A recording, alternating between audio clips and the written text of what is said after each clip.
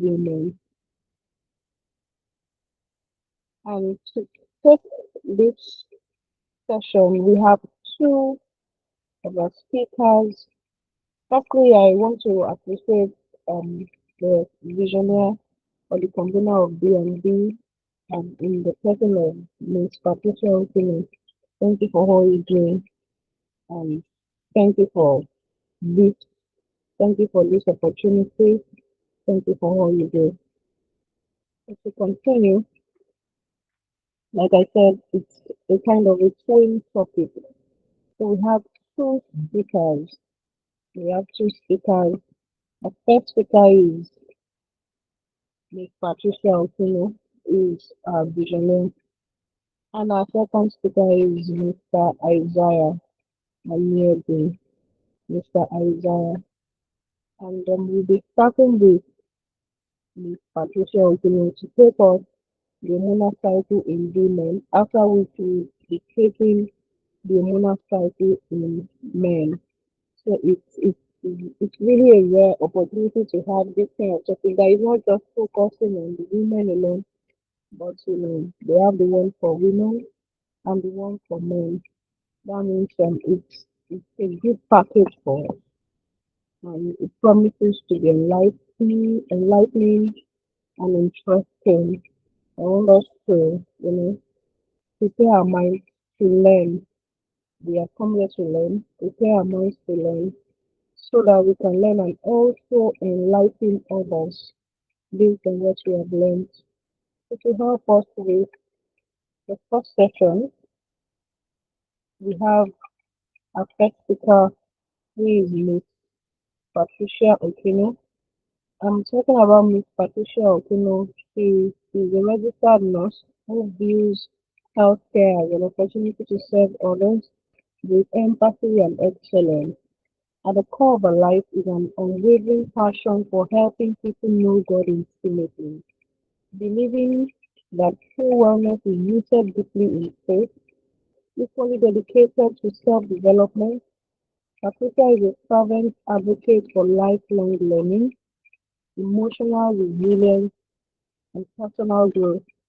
She beautifully blends professional skill with spiritual devotion, inspiring everyone she meets to live with intentional purpose. So with joy in our heart, I'd like to welcome my guest speaker, the first guest speaker. I'll be speaking on the lunar cycle in women, the person of Miss Patricia Okino. Join me to welcome her with our best energies in the round of applause. Over to you, ma'am. Thank you. Let's keep it coming. Thank you. Good evening, everyone. Thank you very much. I really appreciate you. I just want to say thank you to everyone that made our time to be here. Thank you so much. Like, it's an honor to have you here. It's an honor to have access to your ears, and because I know you came to learn something, and even those that will be watching afterwards, I do hope that you have one or two takeaways after this session. I just want to say that hormonal circle is a topic that I think people need to talk about, because when you understand the thing, you are able to master it. Mastery comes from understanding, from knowing. We gain mastery when we gain knowledge and wisdom. And if there is anything you're going to take away, or if there's any lesson, if you forget everything else, just remember that the thing you continue to search more on, the thing you continue to seek more knowledge on, eventually you become a master, you become someone who understands. And when we gain mastery of a thing, we become a blessing to others. When you know much about something, even in your conversation, even in just the way you live, people get to learn. People are they become blessed by your life. So even though you might say, oh, hormonal cycle, how does that even concern me? You'll be surprised that someone may just be asking that question and the person that has the answer may just be you. So nothing, no knowledge they say is ever a waste. So you just might learn something. Yes, you might have gained mastery before, you might have watched several YouTube videos, heard several podcasts about it, but it just might be something here for you today. So let's jump into it. If there's something I'm going to say here today that I need you to take away, is this four hormones. As a woman, you must understand that your body, after you hit age 12, because previously they would say children or young girls usually start period at the age of 12, but in this day and time, or in this season, we see young girls starting their period at the age of 8, 10. So for hormones, you must understand that go through a cyclical circle in your life is progesterone, estrogen, FSH, LH. I will take it again. You must know that your body continues to juggle around estrogen, or people say estrogen, progesterone, follicle stimulating hormone, or you could say FSH, and luteinizing hormone, LH. Those are the four hormones you must know that you have, and that they go through a cyclical phase in your body once you start to see your period. And the four phases of your menstrual cycle is the menstruation itself. Then we have the follicle stimulating hormone, ovulation, follicular phase, not the hormone this time, the follicular phase, ovulation, and then we have the luteal phase. So we have four hormones and we have four phases. So it just makes it easy. Each hormone, you see it working differently in these four phases. Now, a woman's hormonal cycle, once you start period, that's after the age of 8 or 10, depending on when that individual starts, we usually go through a period of 21 to 38 days. So we usually have 21 days of going through the phase of menstruation, follicular phase, ovulation, and the luteal phase for 21 days, or 35 to 38 days. I know that most of us have gone through that phase, and for over the past months, or the people who are going to watch have gone through that phase for the past months. But there are questions that some people have that is left unanswered. For example, people will ask, what control these phases? Like, how did I even start? Like, what is even going on in my body? These phases is controlled by your brain. For you to go through these phases, your brain and your ovaries are going through a joint partnership. So your brain is distributing the hormones, and then your ovaries, your uterus, that's your womb, they are working together throughout these whole phases. Now, I have already established that you hit menarche. So menarche is the first time you start your period, that first season of having periods.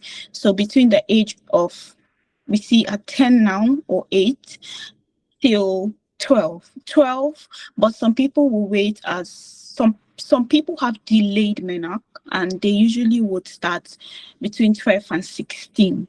So if someone is at 16 around you and they haven't seen their first period, then they need to see a doctor. Someone, a younger sibling, a little girl in your church that is always going around you, a little girl in your community that is very close to you, that haven't seen their period when they're 16, needs to see a doctor. And this phase will continue all through your life till your age 45, when it becomes irregular and maybe stop at the age of 50, 55. So you have a long time to go through this cyclical phase every single month.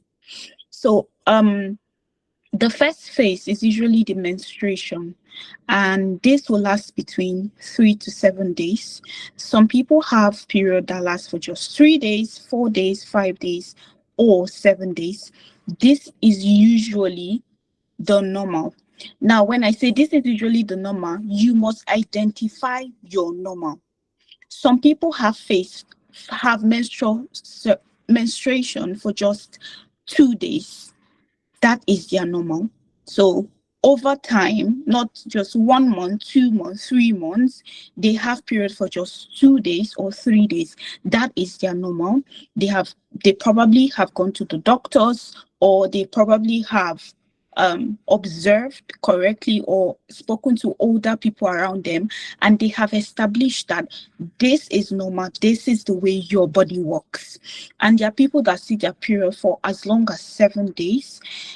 That sometimes is not normal, but if you visit a doctor and he says that, okay, having for 7 days is normal for you, then that is normal for you. So you must establish your normal, so that if you already established that my period is usually for 4 days or for 5 days, when you begin to see for 2 days or 3 days or for 5 days or for 7 days instead of 5 days, then it's like a red signal for you, because you need to understand. That's why I said you need to know your normal.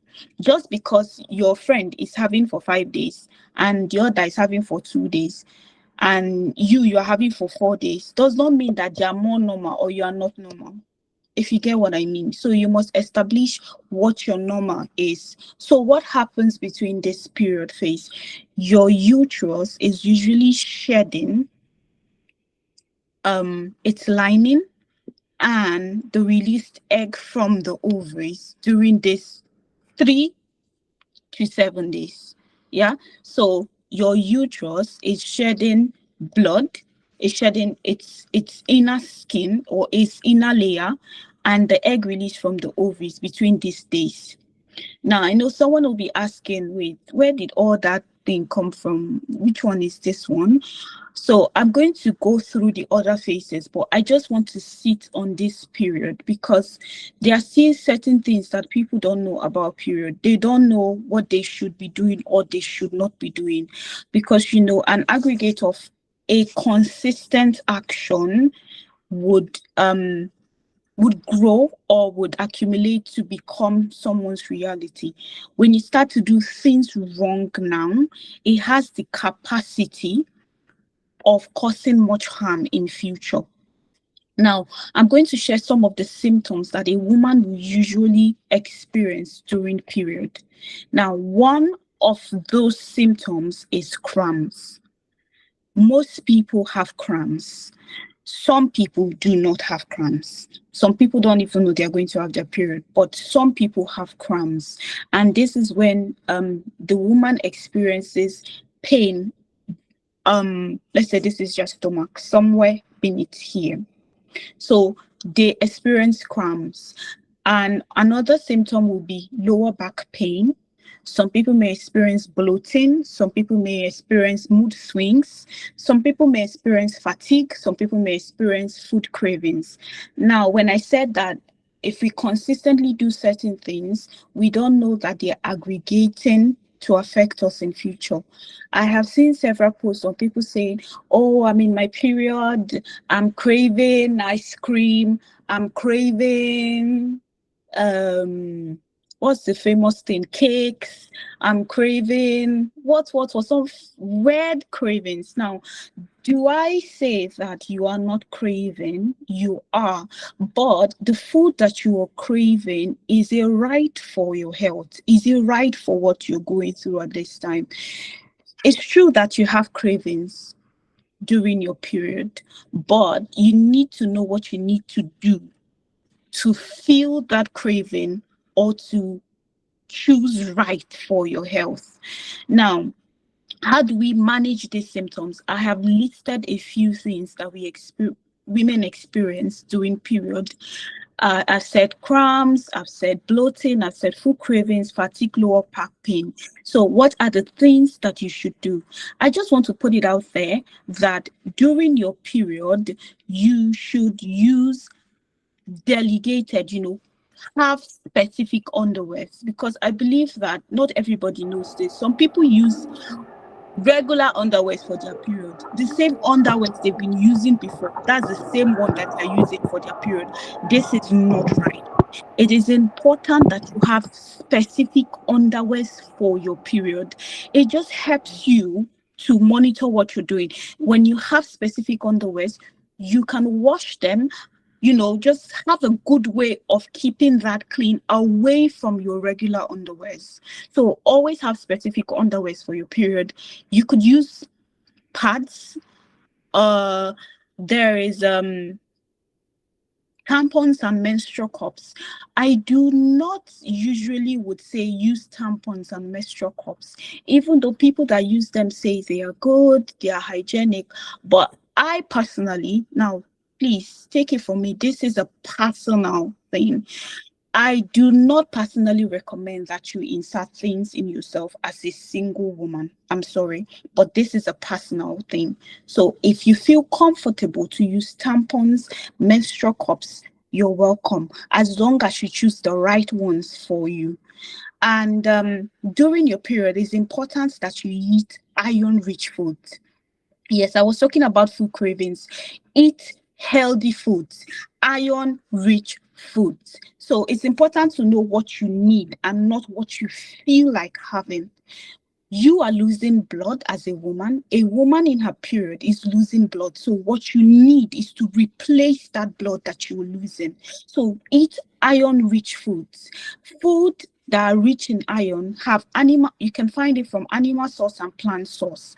From the animal source, we have food like fish, meat, turkey, and the likes. And plant source, we have like green leafy vegetables, beans, and the like. When you're eating food that are rich in iron, always match it up with food that are rich in vitamin C, because it helps your body to absorb it. So when you take in food that are rich in iron, when you put vitamin C with it, it helps your body to take up that iron so that all is not wasted.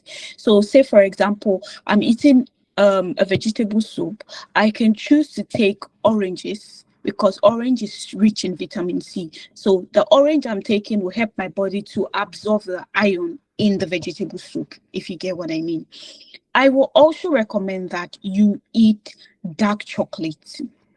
Now, when people say, oh, I'm craving chocolate, I'm craving cake, now this food is sweet. Avoid sweet and caffeine during your period.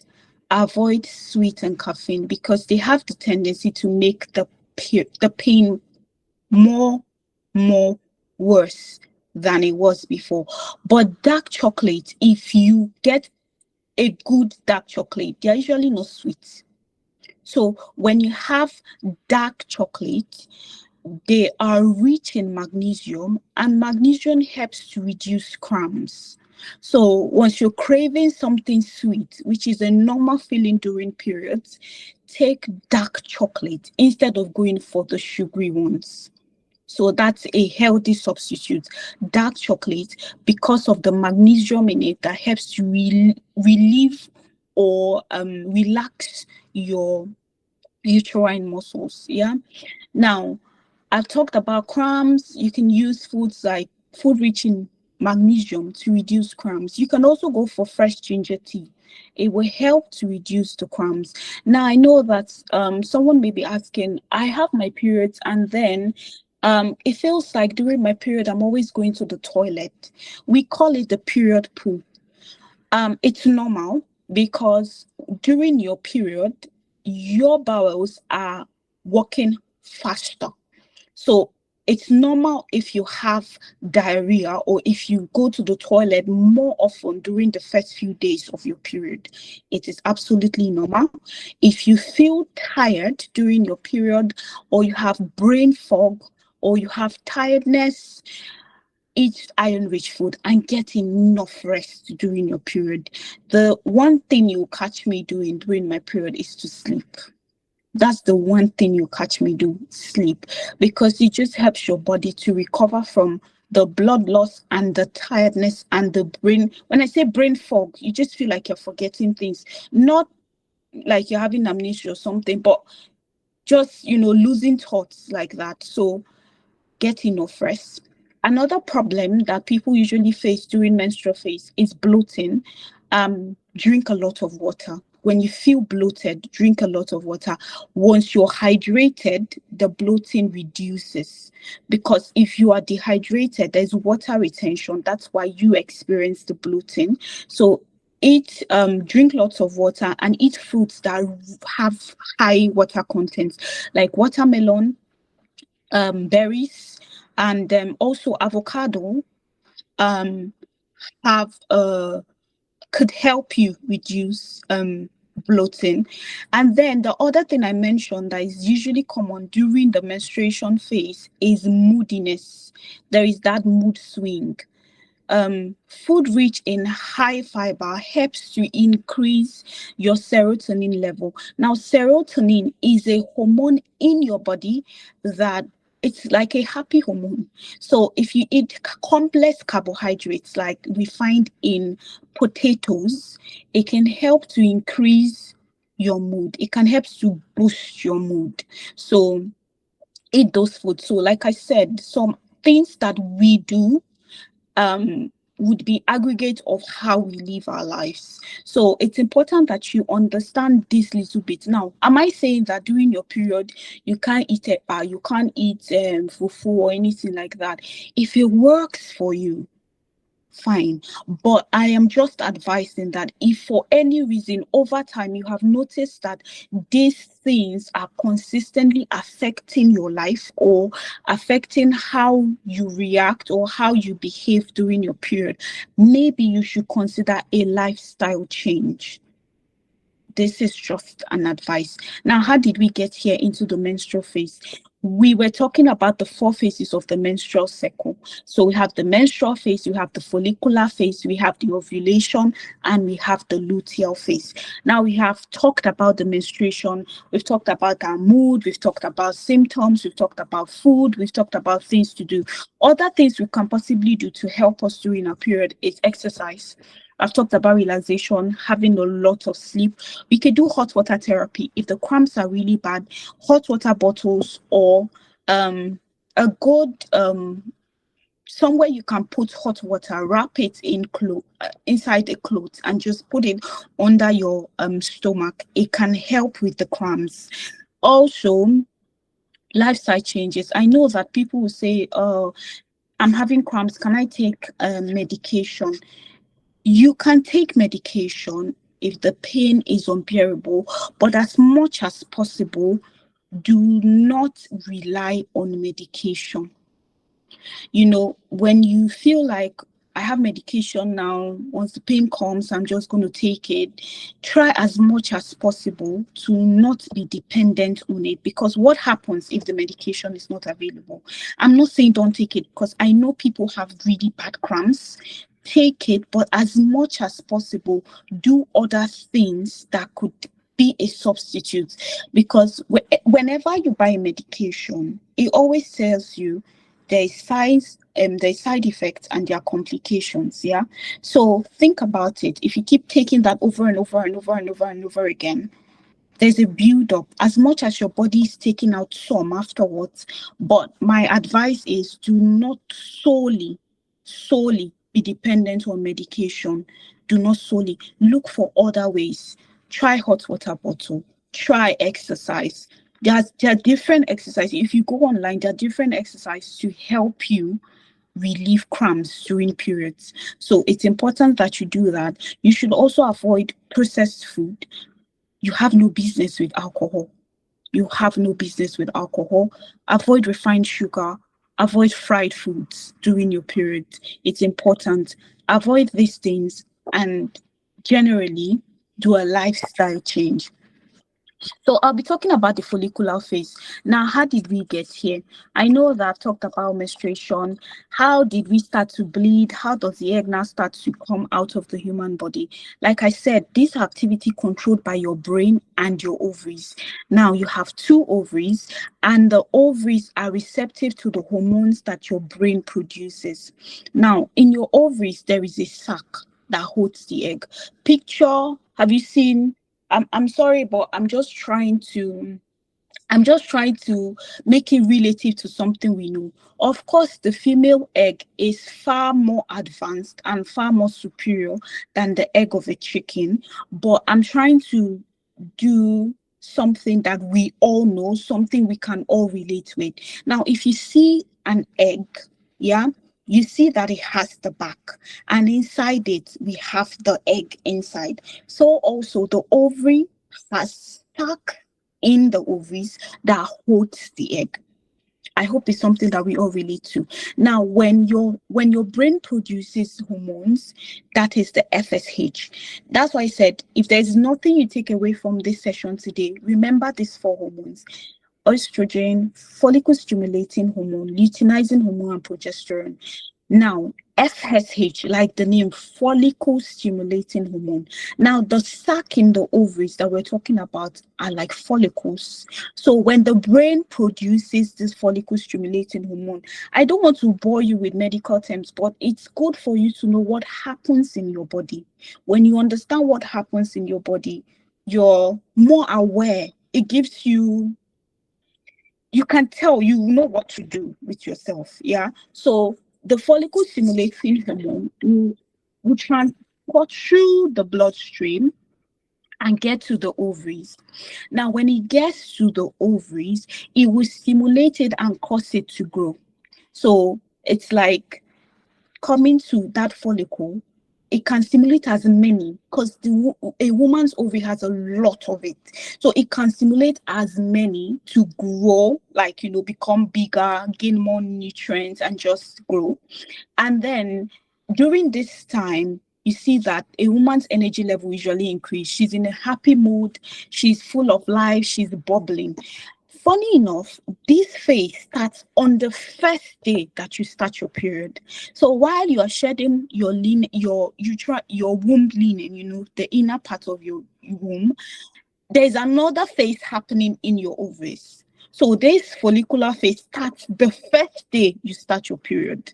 Isn't it amazing? The first day that you're on your period, when one cycle is ending, another one is starting in your ovaries. So you will see that few days before your period, you're usually very down, moody, and all of that. But once your period comes, it just feels like your energy begins to come up, like you're building, your energy is coming up like that, like that, like that. That's because another phase is starting all over. And this follicular phase starts from the first day of period and ends on your ovulation day.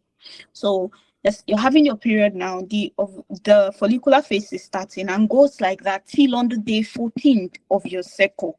Like I said, the cycle is usually 21 days, and day 14 is usually ovulation day. I hope I'm not boring you, but if you miss it at any point, you can go over and like refresh what I'm saying and get what I mean. So follicular phase starts from the first day of your menstrual cycle and ends on the 14th day of ovulation. That is your ovulation day. That's the 14th day. That is your ovulation day. Now, what happens in ovulation?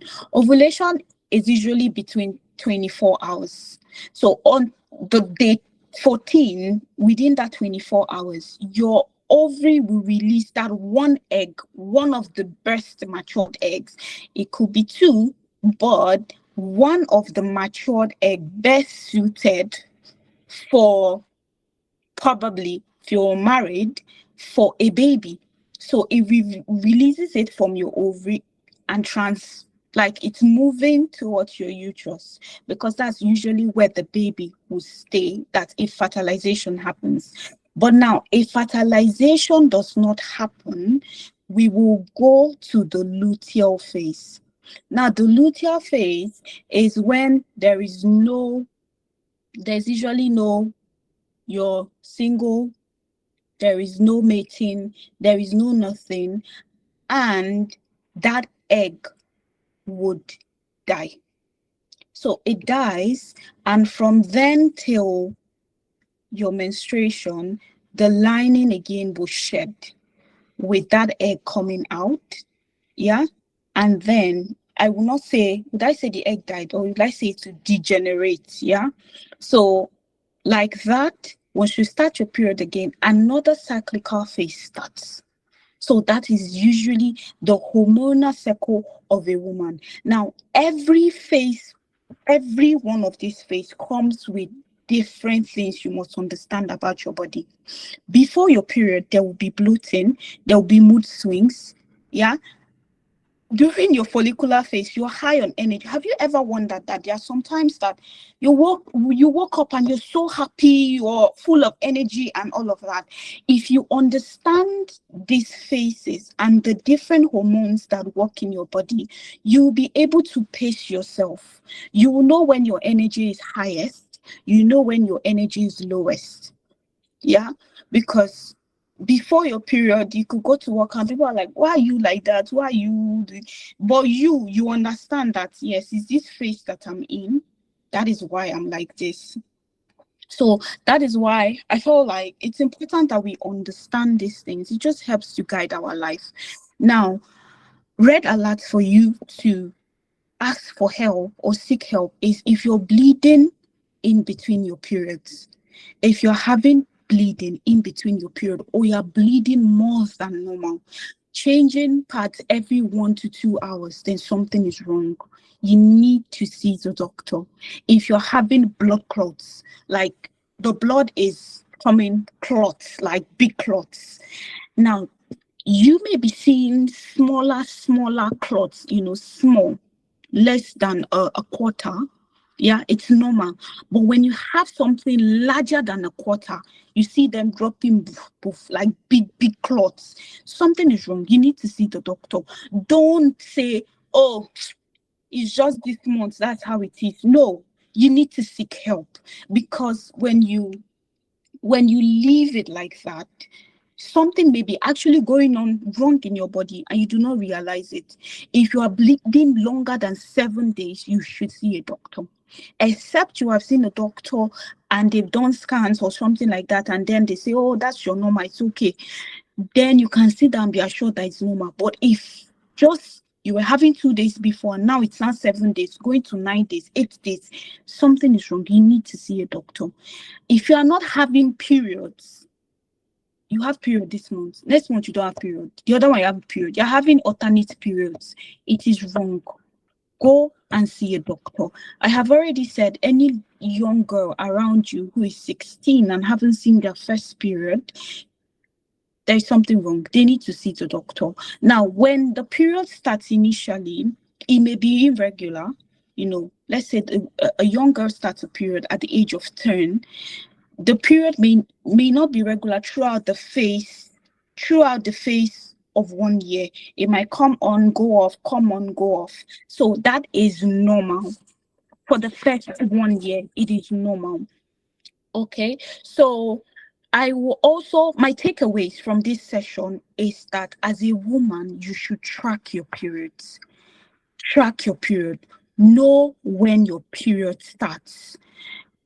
Don't say, oh, it caught me by surprise. Not in 2026.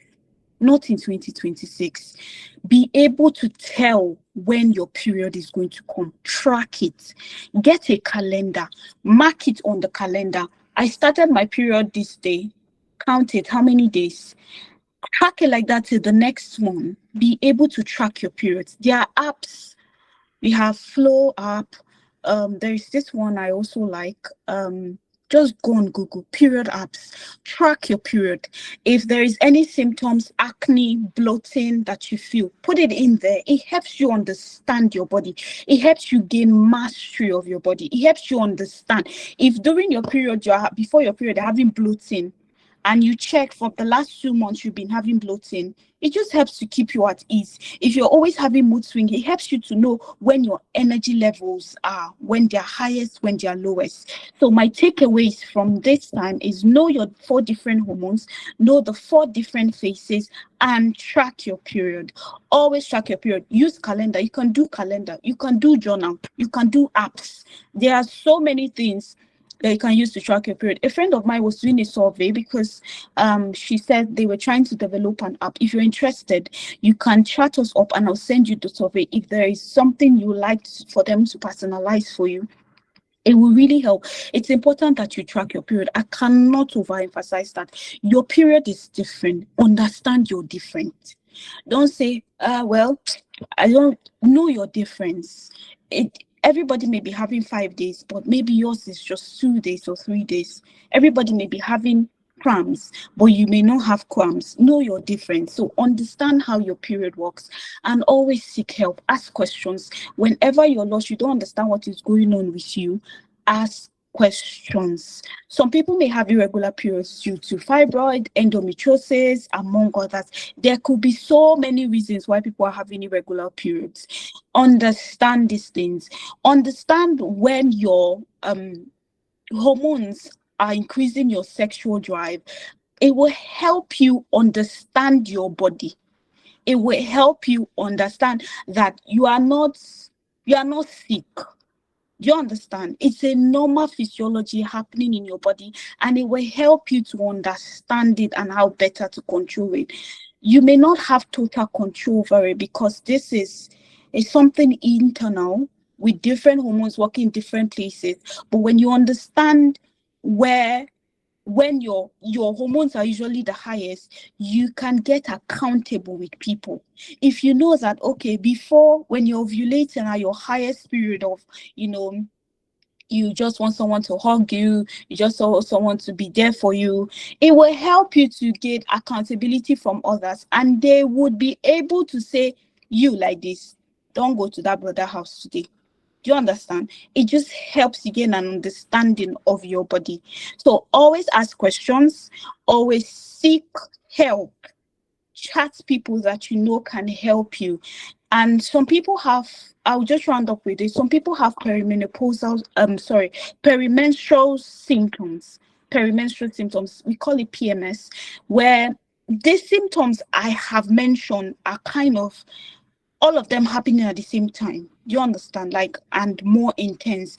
You see them having acne, you see mood swing, bloating, breast tenderness, all of them. They're just happening. It's just like they arrange them like that at the same time.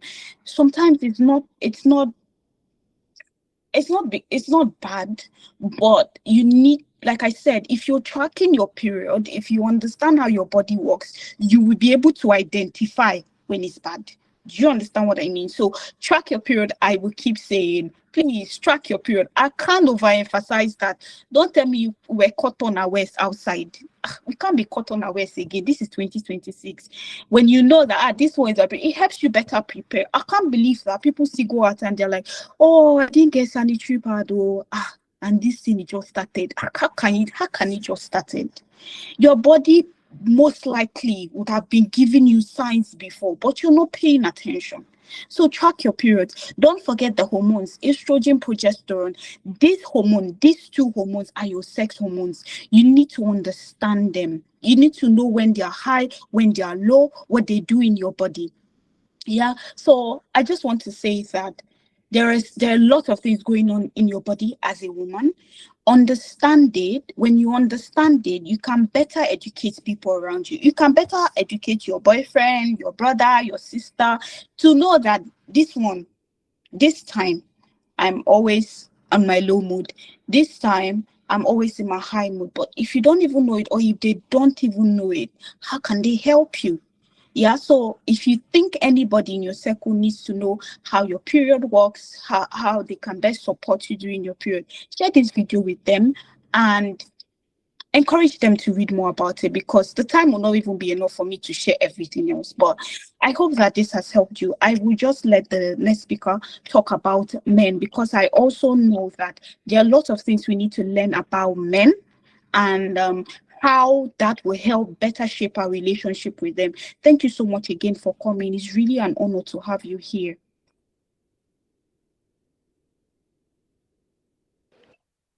Thank you so much, Mama. Thank you for that enlightening um speech. We really appreciate you.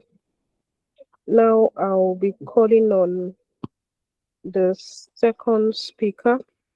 Our second speaker is Isaiah Aniedi. He's a dedicated self-love advocate committed to assisting young people to discover love within themselves.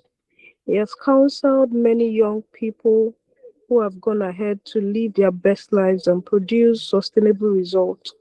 He's the lead founder of Singleness and Relationship Hub, an online community established with the aim of training, equipping, and developing young minds for an effective understanding of their self worth. Join me in welcoming our second presenter, our second speaker, the person of Isaiah Aniedi. You're welcome, sir. He'll be taking us through hormonal cycle in men. Over to you, sir. Yeah, thank you. Thank you so much, Deborah, right? Thank you, Deborah. Yes, How are you doing, Deborah? Thank you. thank you. All right, I really want to thank my friend and my sister, Miss Patricia. Thank you so much for putting this thing together. You know, it's always important for okay, there are people that can know things and they keep it to themselves.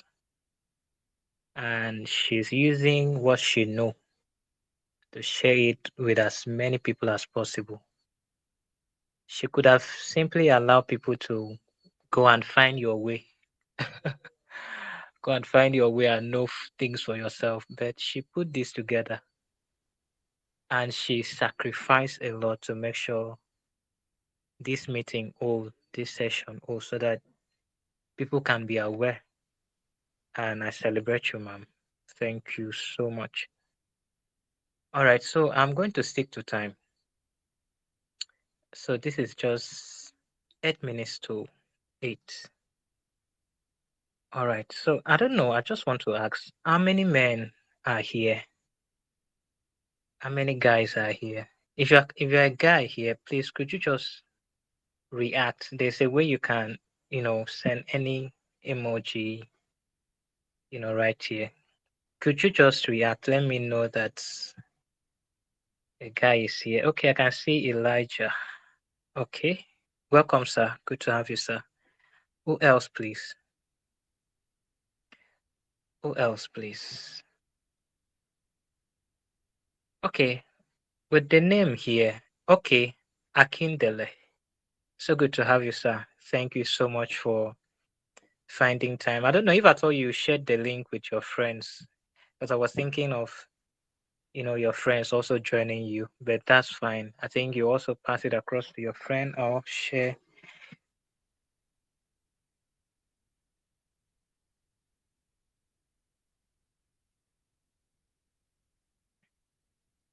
All right.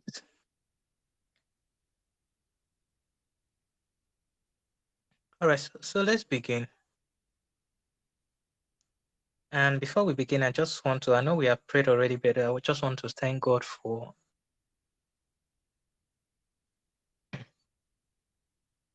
just want to thank God for a moment like this. Father, we thank you. We love you and we celebrate you. We know that you have so many things in store for us.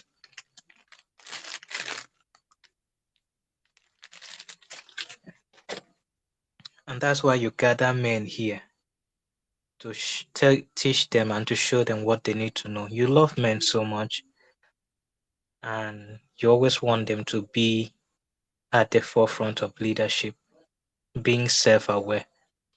Father, we pray to everyone here. Father, we pray that you speak to them. Father, speak through me and grant them the needed understanding of what they need to derive from this session. In the name of Jesus. Okay, let's begin. And I would like us to really talk about or start with. There are so many hormones. I think my friend Miss Patricia is aware there are so many hormones in men. If we want to talk about all of them, we are not going to live here today. So I'm going to pick one. Should I say two? But I can stick to one because even that one we have a whole lot to talk about. So I'm thinking of sticking around with just one. So first and foremost, what are hormones? So hormones are chemical messengers made by the glands in the body. They travel through the blood and organs and tissue to do a couple of things. And they also control things like growth, mood, metabolism, and as well reproduction. So when we talk about hormone, you got to know that hormone handle a whole lot of things in your own personal life as a guy. Please can we hear me? Please let me just confirm if at all you can hear me. I'm loud and clear. Please, Yes. if you can hear me, let me. I just want Yes, to confirm. yes, we are Okay, you hearing can hear me, right? you. Okay, so that's beautiful. That's beautiful. Okay, so I'm going to touch a couple of things that really help us. Like I said, we have a whole lot of hormones in men, and hormones are produced by different plants and work together to regulate growth, reproduction, metabolism, just like I said, mood, sleep, and many other body function. So I'm just trying to rush so that I can stick to time and really able to cover the things I need to cover. So we have hormones like the ones I'm going to stick around with, or the one I'm going to really talk about will be testosterone. So we have testosterone and it is produced in the testes. We all know our testes, right? Okay, and the function is male development, libido, muscle, bone, sperm production. And we also have follicle stimulating hormone. We also have the inhibin B. It also, it is produced at the sotilic cells. And it's one of the function is signals the brain to regulate the FSH production. We also have the estrogen, and it is produced from testosterone in many tissues. And what are the function? Support bone health, brain function, and hormone balance. And we also have growth hormone. It's produced in the pituitary gland. And what is the function? Growth. Basically, just like the name entails, growth hormone. It is basically meant for growth, to sponsor growth, tissue repair, muscle development. And then we have the insulin-like growth factor, and we have the prolactin. It's also produced in the pituitary gland. We have the thyroid hormone.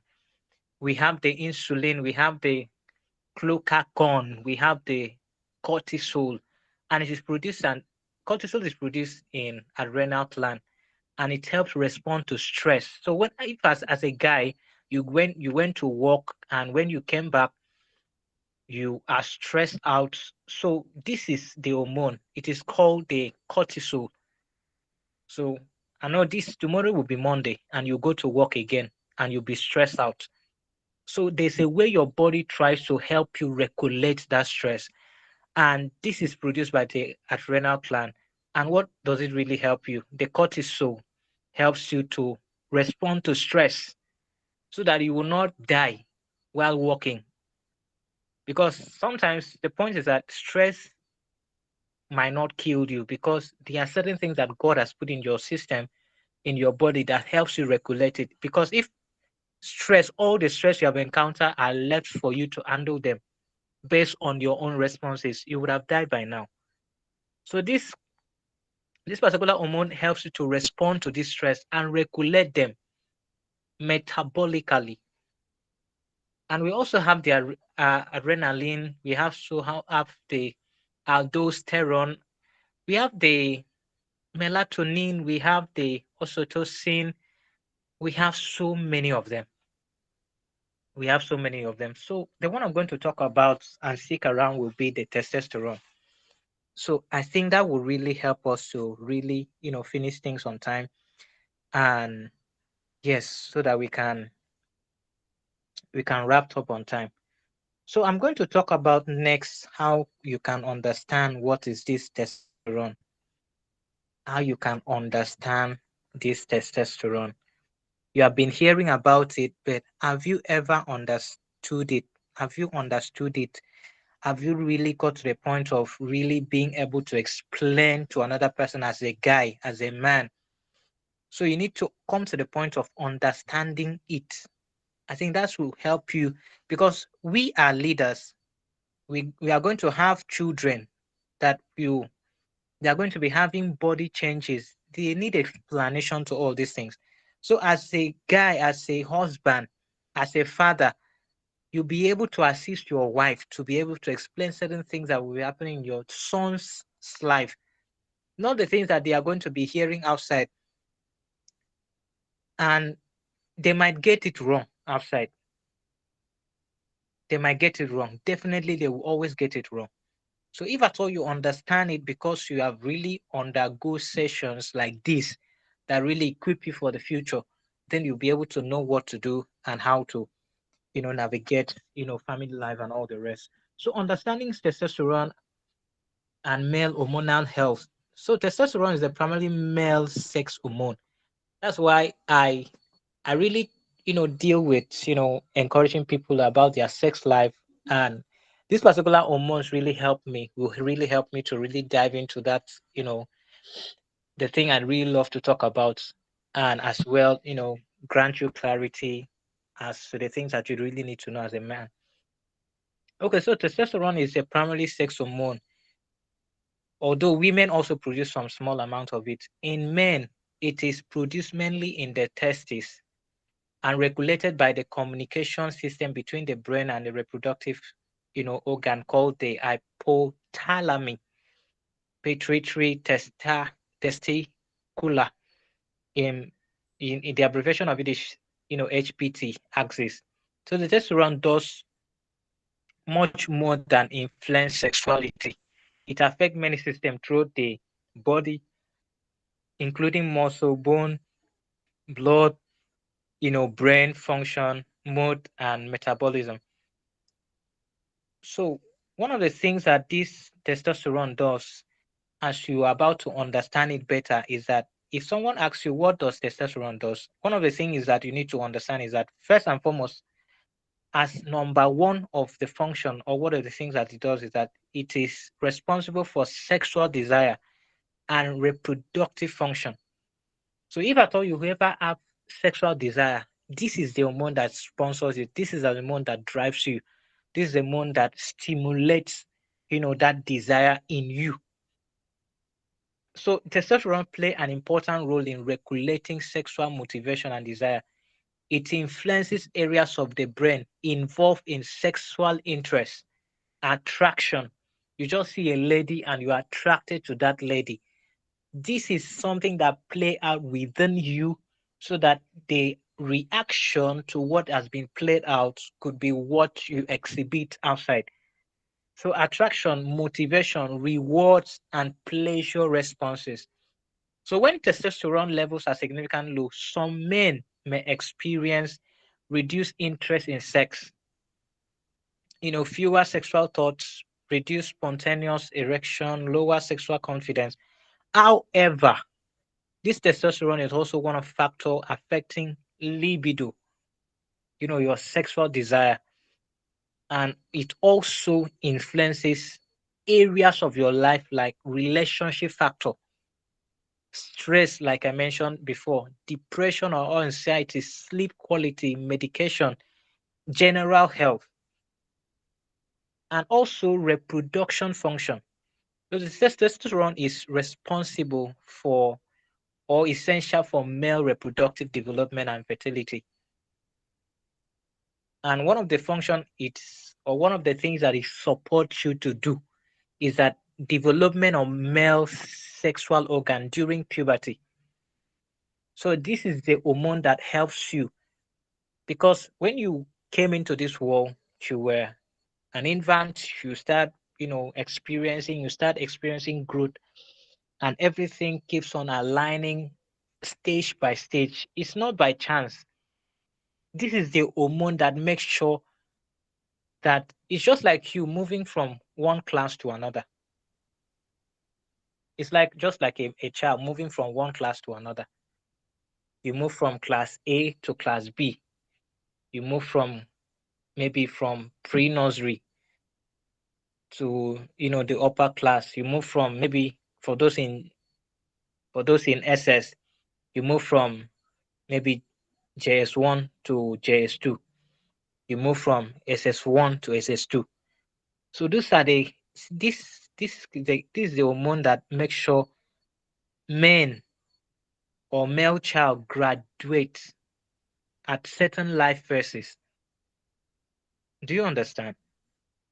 So for instance, let me give you a comprehensive instance to easily relate and remember. Okay, just look at testosterone like a well-tended tree.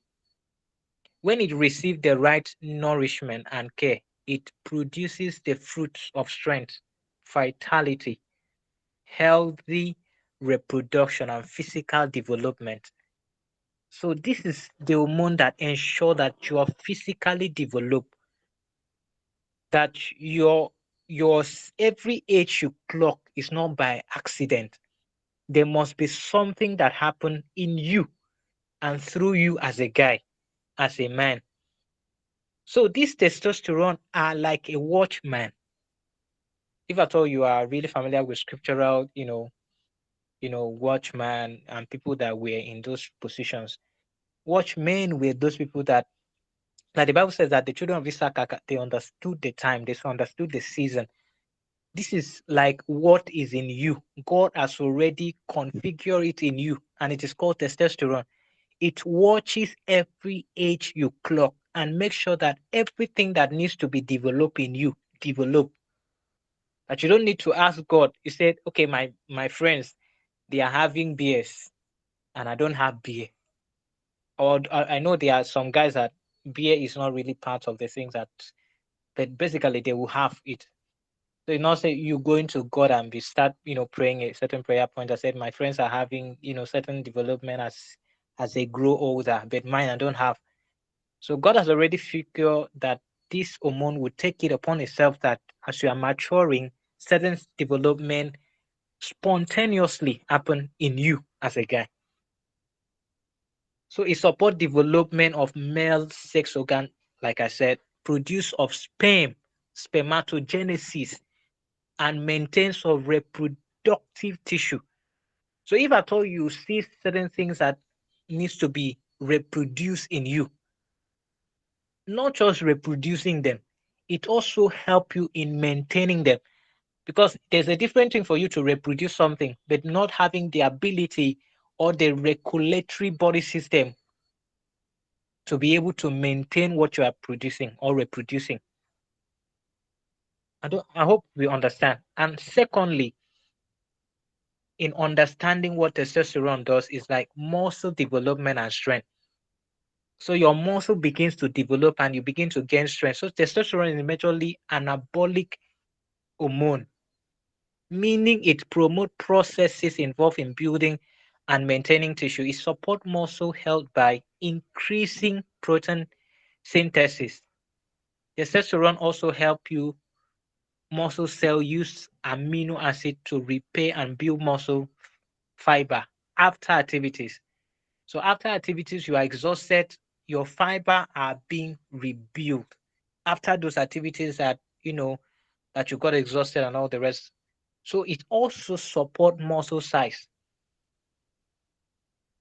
And we also want to talk about the bone maintenance. So testosterone also help you in bone maintenance. Many people associate bone health mainly with calcium and vitamin D, but testosterone is also important in helping you maintain your bone. As a guy, you need to understand this. That if someone tell you, okay, you look so healthy, You should tell the person, I have a healthy testosterone. I have a healthy hormone.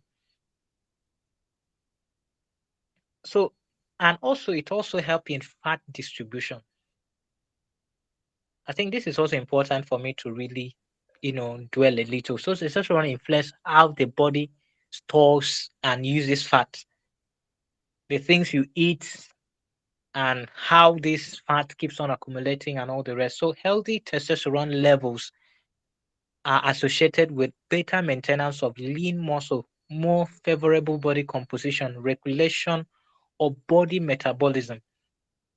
So as you are eating, your body is also watching what you are eating and make sure they are regulated. And also under this, it increases abdominal fat. Low testosterone is often associated with increased visceral fat, that is fat around the internal organ. And another thing you need to also understand is that, low testosterone or less muscle or lower metabolism or increased fat, further testosterone reduction can help you improve, in exercise habits, diet quality, sleep, body composition, and all the rest. So it also increase, like number five, it also increase or helps you in your energy level. So testosterone contributes to a physical vitality and overall energy. So when you just wake up and you are just energetic, it is as a result of the work and the contribution of testosterone in you.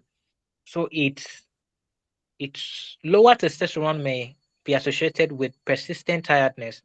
So that means you also need to also watch yourself whether you are also going through low testosterone, because it's going to show there are going to be signs that you have low testosterone. And one of the signs of it is persistent tiredness. You're just tired without even walking. Sometimes you just say, okay, let me just take a day off and just relax at home. But even while at home, you are tired. Is as a result that you have low testosterone. Another thing you need to consider is reduced stamina. And another thing is, lower motivation. You are less motivated to do the things you said you will do. As a guy, you need to pay attention to this, that you always need to be up and doing in the things you said you should do. But if at all you said you do a thing and you become so lazy, so inability to follow up on the things you said you should do, you need to understand that you have low testosterone because you don't have the motivation whatsoever to stick to whatever you want to do. And it reduces exercise capacity. And most importantly, feeling physically weaker every single time. And this as a result of, poor sleep, anemia, thyroid problem, chronic, stress, depression, poor nutrition. And some people don't really take care of what they eat. They just eat anything. And just like my sister said, they don't sleep. In as much as you want to provide for your family, you need to spend time to sleep. I think one thing I do appreciate my father is that he sleeps every single time he has the chance to sleep. And we that are his children, we barely have that time. We are too busy to trying to be we need to cover the all our daily activity. The little time, even if I don't know if at all there are some workplaces that could really offer people, really time to sleep, but there are structure that you could put in place to make sure that even well in the afternoon you can dedicate either 1 hour and then just sleep a little, just have that rest, just allow your brain to have that calmness. It's really important. It's really important. I know so many people are, doing so many work, and there are a couple of things that I might not be able to, decide for you in your workplace, but you know. So I would like to, because my time is, I'm really watching my time. So I want to talk about how can you take care of your testosterone, or how can men take care of their testosterone? Because men can support healthy testosterone level by focusing on the fundamental, or on the foundation. Let me put it that way. On the foundation that keeps the hormonal system working well. You have a part to play. You don't just say my hormone will take care of themselves. No, these are your own contribution to make sure that your hormonal cycle keeps on functioning the way God placed it, the way God orchestrated it to function. Because it's going to be, if your testosterone, if any of your hormones, just like I listed before I started this session, is not functioning properly, it's your own it's your, you contribute to it. You contribute, you have a part to play.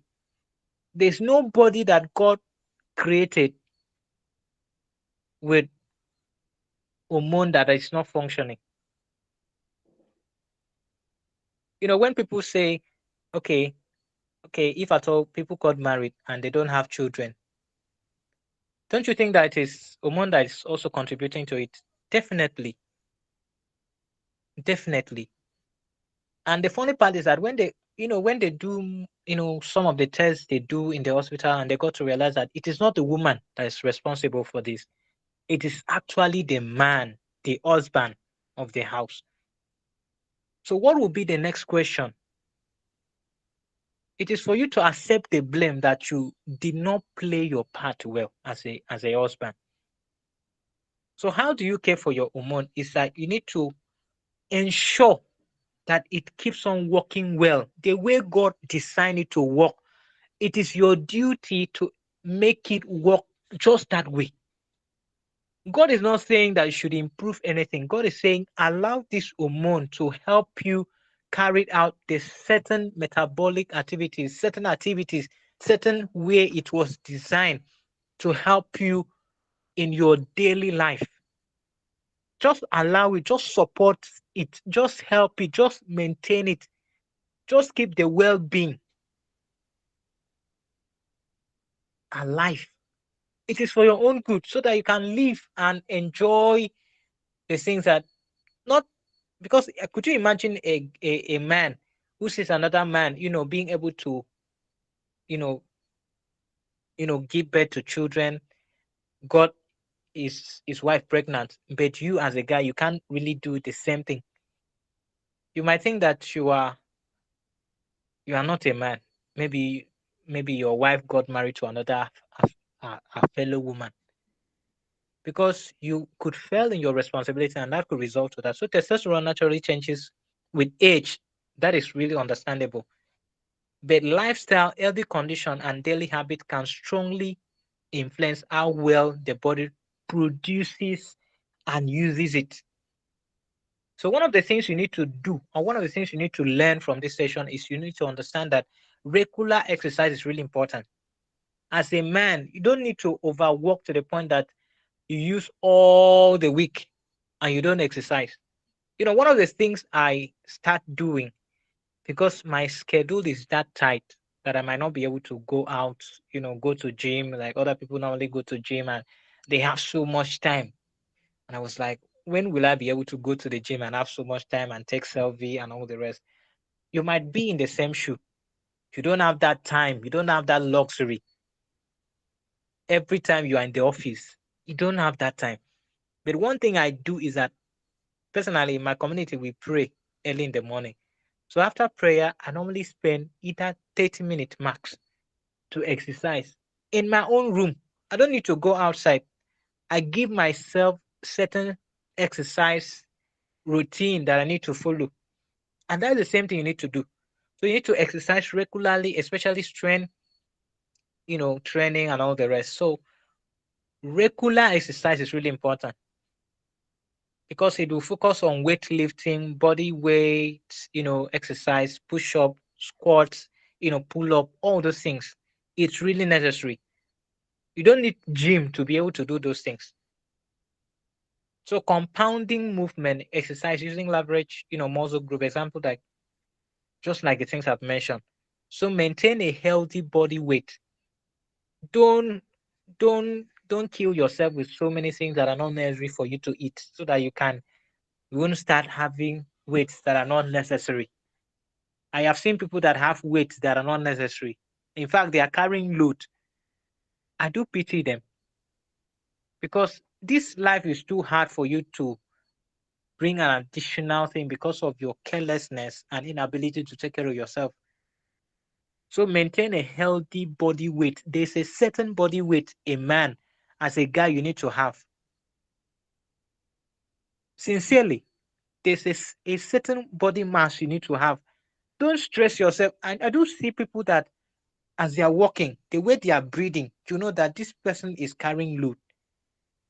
You don't see any load on their head, but the way they are breathing reflects that this is not normal and this is not the way it ought to be.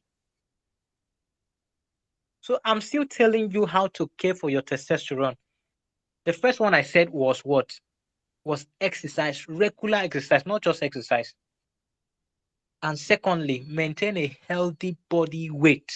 It's really important,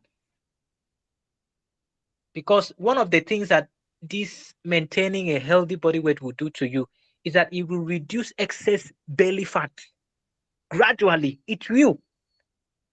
It will help you eat enough protein, because sometimes we don't really watch what we are eating. We just eat everything. We just eat anything and anyhow. We just make sure we eat them. So, and now at the same time, it could also help you combine strength training with movement. Avoid extreme, crash diet. You don't crash your diet because of anything. You don't go to occasion. Started training myself, a long time ago, that whenever I go to, I stop taking any carbonated drink. All this Fanta, Coke, you people drink anything like, you know, with that sound and all the carbonated drink, anything carbonated, I stopped drinking them. And these are the things that they give you in wedding. And if at all you go there, you can't really structure your own diet. People can give you things that you can't deny. As long as it is food, you just eat them. That's not how things need to be. Because you have a part to play in your family. You have a part to play in even the reproduction and even in the fertility of your spouse. So you should be more conscious of the things you eat. I stopped drinking carbonated drink, not because at some point that maybe that's the only thing that you could take at the moment, but you just have a self-discipline that I've decided I'm not going to be taking any carbonated drink. So regardless, I might be hungry for a while until when I have what I need to eat, the particular meal that I should eat, that I'm working with, then I will eat. It's not everything that should come to your mouth. Even if people offer it to you, stand a chance to reject them. So eat properly, regulate your diet. Don't just eat anything that comes your way. So another way to care for your, testosterone is to prioritize quality sleep. Sleep well. You know, I think my sister can really, attribute to this. Like, people normally say, if you sleep too much, you are a poor person. Like, it's poor people that sleep, and you are going to hear another person say, sleep is important. So, and you go to another, health specialist will also tell you, don't sleep too much. And sometimes people are kind of being confused. So 7 to 9 hours of quality sleep per night is something you should be doing. I know people might contradict it to say, if you sleep like this, how will you feed your family and all the rest? But in as much, you just know how to structure things, how to make it work for you. So you also need to have consistent sleep. It might not be 7 hours, but it has to be consistent. Every chance you have, just refuel yourself and refresh your brain, refresh your system, because sleep refreshes. That's one thing. It refreshes. So eat for hormonal health. Testosterone produce require adequate energy and nutrient that include protein, and which can be supported or hormone related processes like egg, fish, lean meat, poultry, beans, lentil, you know, yogurt and all the rest, healthy fats. You just know how to get them. Avocado, seed, fatty fish, and all the rest. Micronutrient and all the rest. Meat, shellfish, pumpkin seed, dairy, and all the rest. So magnesium, all those things. I need vitamin D. They are all necessary. So manage stress. That's one of the ways to care for your testosterone. Manage stress. If you know that you have overworked over the weekend, find a time and make sure that you reward yourself for the stress that you have put yourself through. Manage stress. It is really important. Then, most importantly, I know people might not really pay attention to this one. It's like limit excess alcohol or don't even take it at all. What are you even consuming alcohol for? To cry out loud. What's the usefulness? Because this alcohol, listen, this alcohol can, disrupt hormonal signals. That's the simple truth. It can disrupt it, affecting the testes. And people don't really pay attention to this. It can even increase body fat, reducing sleep quality. Check those people that drink alcohol. Check the quality of their sleep. Oh my goodness. And I know this, we are Christian community here. I don't think, because this next one I'm about to mention is we should avoid, smoking and recreational drugs. But I don't think anybody here does that, and all the rest. So get regular health check. Check yourself before you marry. I know people that some of you also are of marriageable age. Before you marry, check yourself first. Marriage should not be the thing that is driving a whole lot of persons, a whole lot of men, to be honest. You don't do checkup, you don't really know your genotype, you don't really know things about your internal system. And when you are marriageable age, of a marriageable age, you want the next thing, you just want to switch into marriage. You need to also get yourself to do regular checkup. It doesn't cost you so much. It doesn't cost you so much. So the next thing, I'm going to move to the next thing so that I need to be conscious of my time. And please, can we all hear me? Can we all hear me? Can I still be heard? Yes, we can hear you.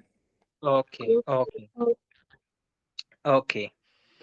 Okay, so the next thing I'm going to talk about is that can testosterone be also considered as a sperm?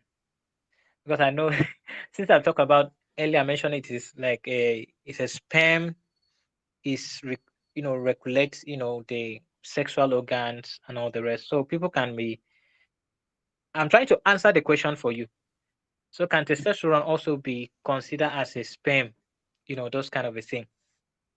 And that's what I want to. I think is this particular thing I'm going to talk about will be quite interesting. So can testosterone be considered as a sperm? Because people need to be told what they need to do and how they need to regulate their body, and whether this and this, what is the difference and all the rest. So you need to know. You need to be able to differentiate them and do justice to them. Okay. All right. So the answer, or the simplest answer to it, is no. So testosterone and sperm are two different, or they are completely different from each other. Although they are closely related, I think that's where the confusion comes in. They are closely related. Yeah. So that could really make people to say, okay, is sperm different from semen? Those kind of questions. And the point is that they are different. And is testosterone different from sperm? Yes, they are different. So testosterone, for instance, is hormone and they are chemical messenger. So when we talk about sperm, in other words, so what are sperm? So sperm as they are male reproductive cell. So chemical messenger and male reproductive cells are not the same. So testosterone are chemical messenger. Then sperm is reproductive cells. And they are produced by the electric cells in the testes. And while the sperm is produced inside the seminiferous tubules of the testes, and the testosterone travel in the bloodstream while sperm travel in the semen during ejaculation. And that should also tell you that semen and sperm are not the same thing, because sperm travel in semen during ejaculation. Because you need to understand all these body regulatory, functions, and you should be able to defend it, know how things works, and be able to, stand your ground. So the testosterone is like a factory manager. It gives instruction and helps the factory run properly, while the sperm are the finished car that leaves the factory. Do you understand? So the testosterone work to produce the sperm. And after when you go to a car factory, they do whatever they want to do. And then they give you what you have given to it as a finished product. And that's what comes out as the sperm. Sperm is manufacture, or testosterone is the manufacturing ecosystem in your body as a man that gives out the outcome, or the finished product that is called the sperm. And I think that is really important to really helps us, settle a couple of things. And the next things I'm going to talk about is that the next thing I'm going to talk about is, because I think we should understand, at what age is male testosterone active? At what age? There are some people that don't really know when a male child can impregnate a woman. I think I might even touch that, and then I'm going to call it a night. I'm going to end my section. So, at what age? At what age?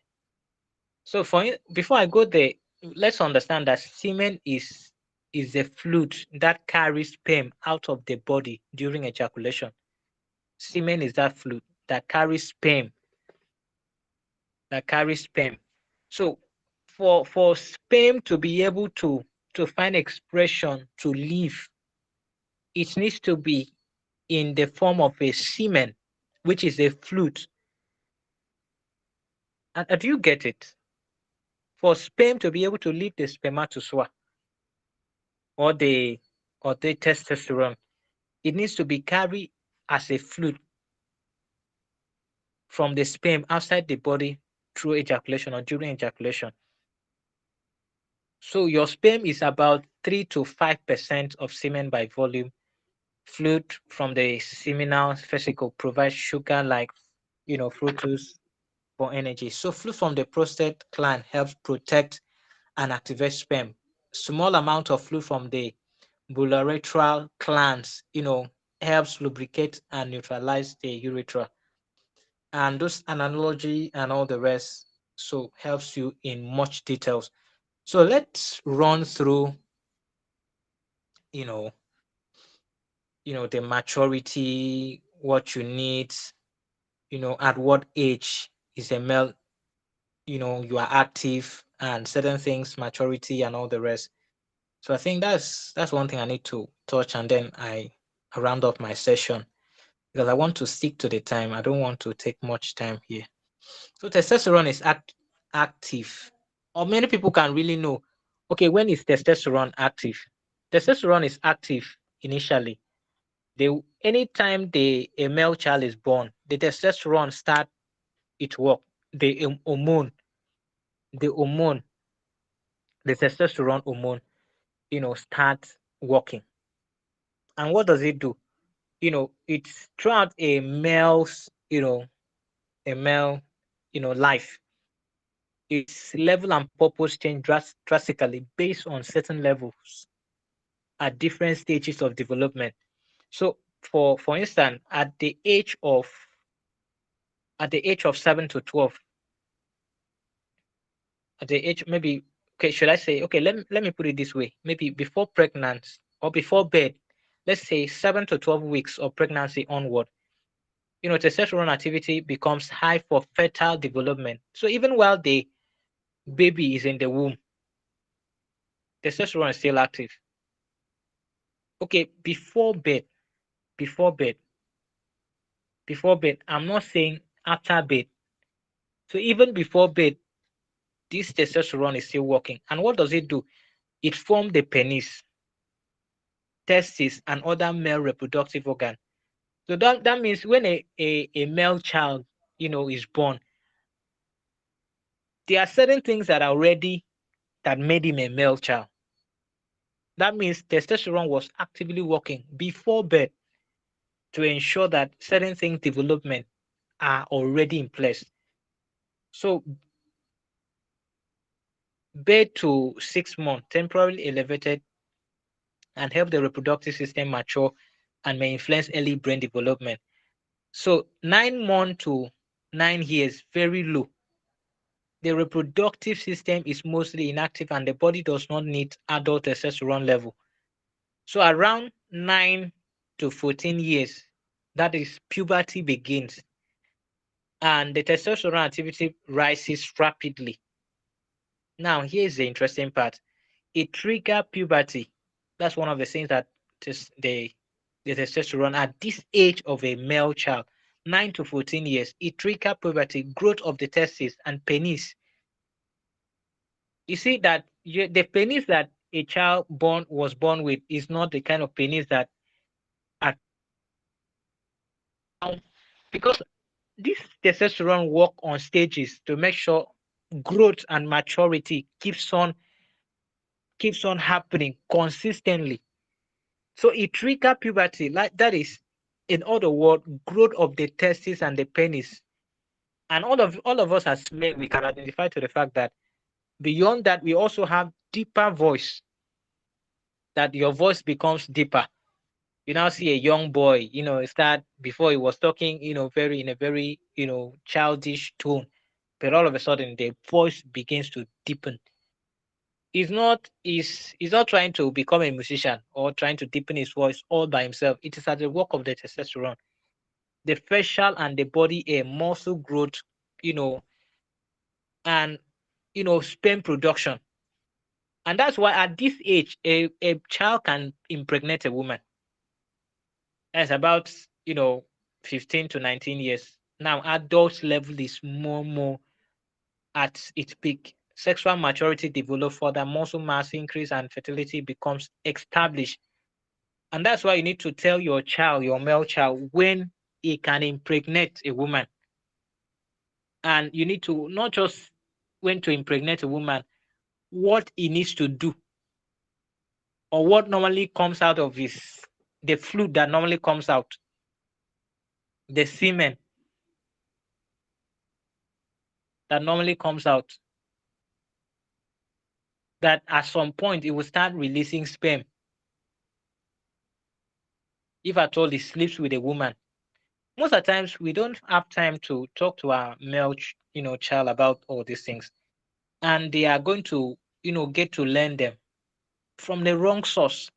So from the age of 20 to 30 years, generally at its peak, this testosterone as its peak, like I said, it support reproduction, reproductive health, muscle and bone strength, energy, and even libido.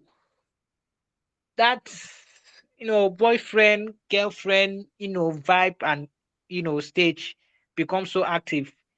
A boy cannot stay without, trying to have a girlfriend and boyfriend. So all these things contribute mainly to, to your child. So a male can begin reproducing mature sperm during puberty, but the exact age vary from person to person.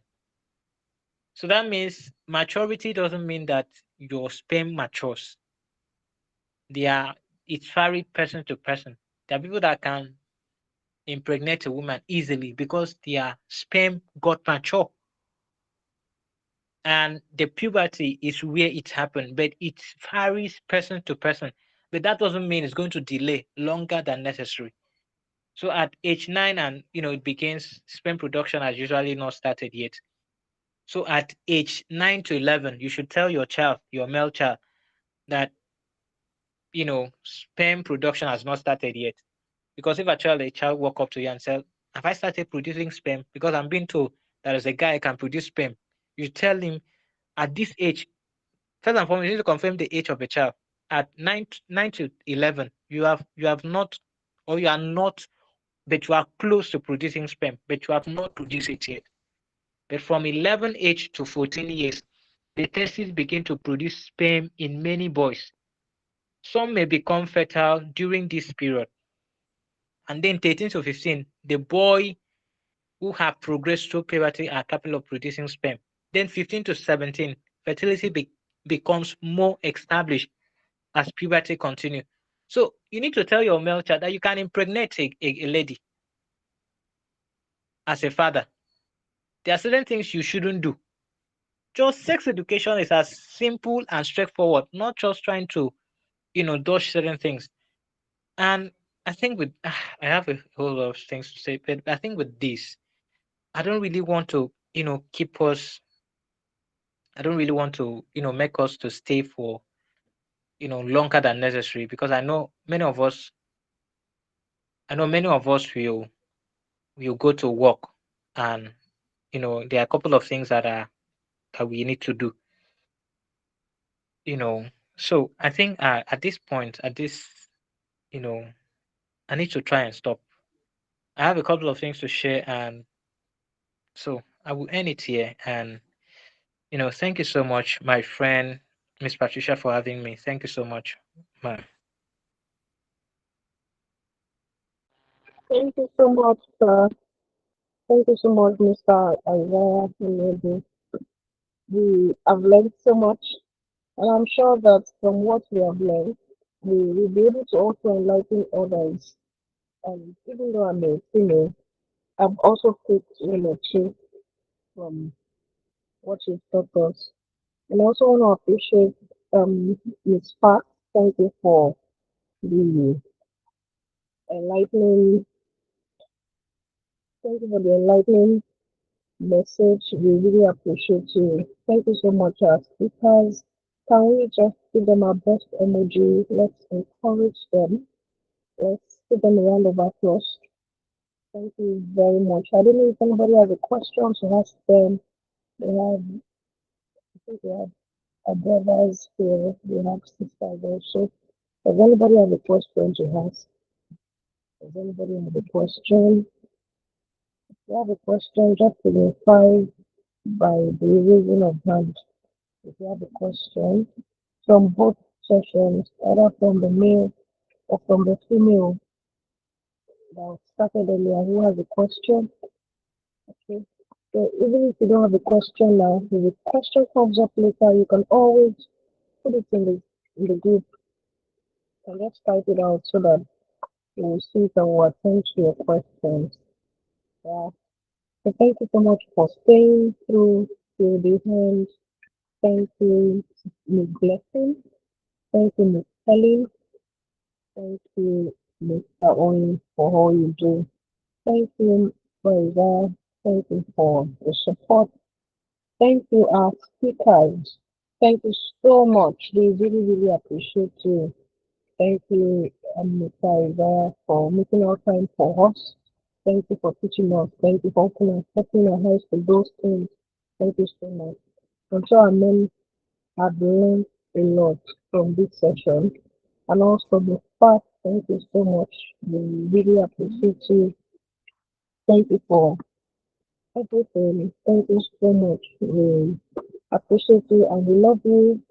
Thank you everyone for joining this edition of B&B. Thank you so much. Let's keep the fire burning. Let's also, tell a friend to tell a friend about B&B. Those that you know that they need to be in the group, you know, share with them, share the link with them, let them let them also, get what we're getting from here. And also the link to the recording of each session we posted on the group channel. So we can also share it and we can always go back to the messages, we can always go back to listen again to remember those things that we've learned. Uh, Thank you everyone for joining in the next edition of B and B. Stay blessed, stay fire and keep your fire burning. I'll say that. Have a good night, rest, everyone. Bye, everyone.